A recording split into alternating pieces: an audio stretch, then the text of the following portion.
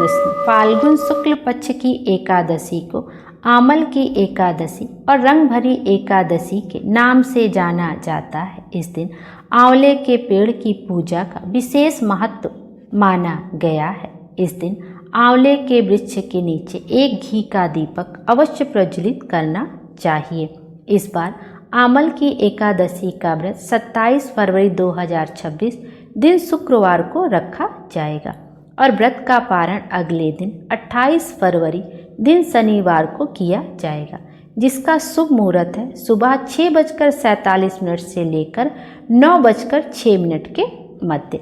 आपको इसी शुभ मुहूर्त में अपने व्रत का पारण करना है और व्रत का पारण करते समय आपको सबसे पहले तुलसी दल का सेवन करना है, उसके बाद ही अन्न का कुछ आपको ग्रहण करना है। अब लोगों के मन में यह सवाल आता है कि अगर हमारे घर में आंवले का पेड़ नहीं, हमारे घर के आसपास आंवले का वृक्ष नहीं है, तब हम आंवले के पेड़ की पूजा इस दिन कैसे करें? तो उसमें आपको चिंता करने की कोई आवश्यकता नहीं है।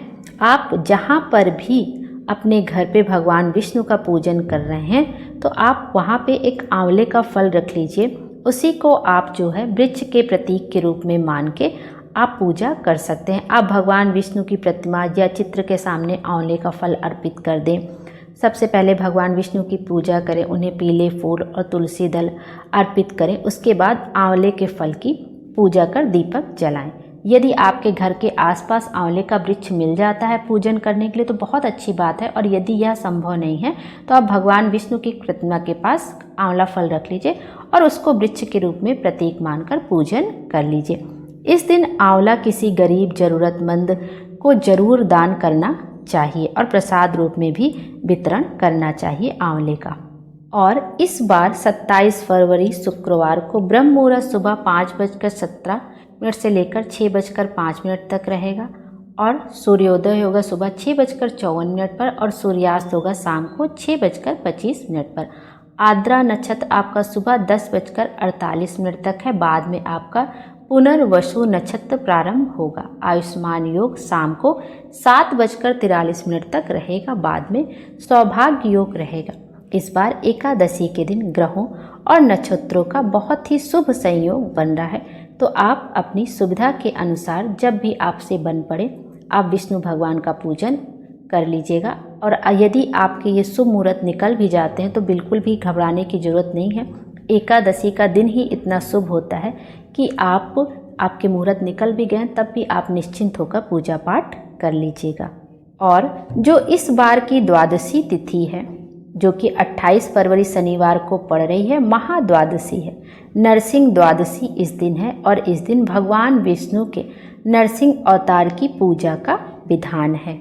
और बहुत सारे लोग द्वादशी का व्रत भी रखते हैं। द्वादशी का व्रत भी बिल्कुल एकादशी की तरह ही रखा जाता है और विष्णु भगवान की पूजा अर्चना की जाती है।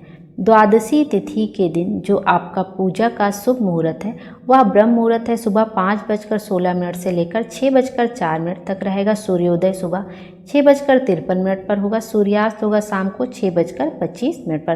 प्रातः काल पूजा का जो मुहूर्त रहेगा सुबह 5:33 से लेकर 6:47 तक रहेगा। इस दिन भी बहुत सारे शुभ संयोग बन रहे हैं, जिनमें पुनर्वसु नक्षत्र सुबह 9:34 तक रहेगा, बाद में शोभन योग प्रारंभ होगा।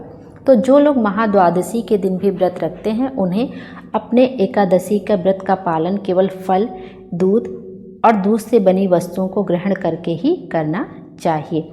और उस दिन फिर आपको अपने व्रत का पारण अन्न खाकर नहीं करना है। आप कुछ भी ऐसे फलहार वगैरह ले लीजिए जिससे कि आप द्वादशी का भी जो लोग व्रत करना चाहते हैं वह कर सके। कहते हैं, पौराणिक मान्यता है कि फाल्गुन मास के शुक्ल पक्ष की एकादशी तिथि पर भगवान विष्णु के मुख से एक बिंदु पृथ्वी पर गिरा था, जिससे आंवले का वृक्ष उत्पन्न हुआ था। इसी कारण इसे आमल की एकादशी कहते हैं। इस दिन आंवले के वृक्ष की पूजा करने से और भगवान को आंवले का भोग लगाने से भगवान विष्णु बहुत जल्दी प्रसन्न होते हैं और अपने भक्तों को आशीर्वाद देते हैं।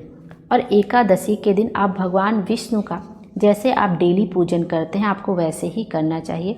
सुबह स्नान करके स्वच्छ कपड़े पहन लें, फिर जहाँ पे आपको पूजन करना वहाँ पर एक चौकी लगा लें, उस पर पीला वस्त्र बिछा लें, भगवान विष्णु की प्रतिमा स्थापित कर दें, फिर उनको पीले फूल समर्पित कर दें और माला पहना दें, धूप है, नैवेद्य है, वो सब अर्पित कर दें, उनको पंचामृत का भोग लगा दी और जो भी भोग लगाइए उसमें तुलसी दल जरूर से जरूर समर्पित करिएगा। और इस बार आंवला एकादशी है तो आप उनको आंवले का भोग अवश्य ही समर्पित करिएगा।